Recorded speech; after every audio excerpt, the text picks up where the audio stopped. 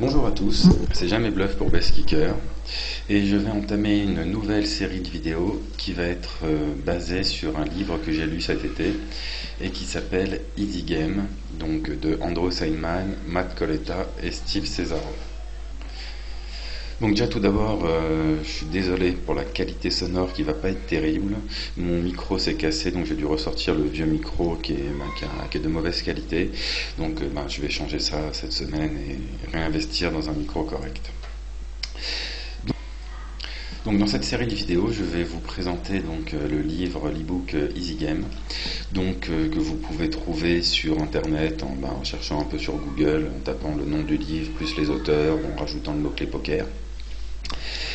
Donc ce livre m'a énormément apporté. Donc en fait il se présente sous la forme d'une série de petits chapitres de une page ou deux à chaque fois, et chacun de ces chapitres aborde un concept qui peut paraître relativement simple, en tout cas qui peut se formuler sur une page ou deux, et chacun de ces concepts est vraiment très très important. Donc du coup moi la façon dont j'ai abordé le livre, c'est que je l'ai d'abord lu d'une traite. Donc à la première lecture, je voyais à peu près de quoi l'auteur voulait parler, je comprenais que ce qu'il disait était très important, mais ensuite il faut assimiler le livre, donc je l'ai repris chapitre par chapitre.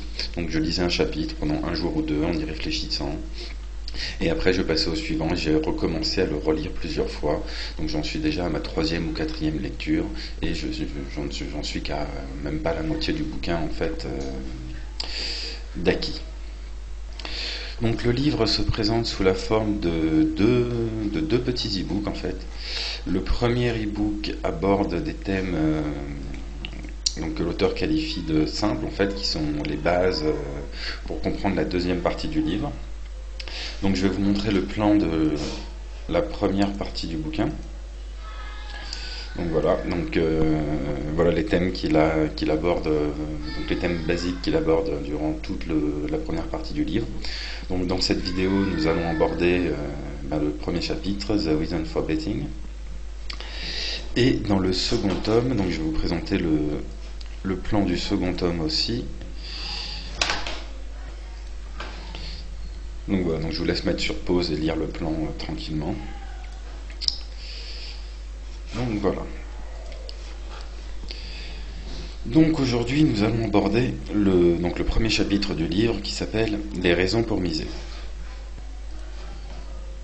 Donc le poker se résume à une question finalement assez simple, c'est pourquoi. Donc le but en fait c'est de toujours se poser des questions.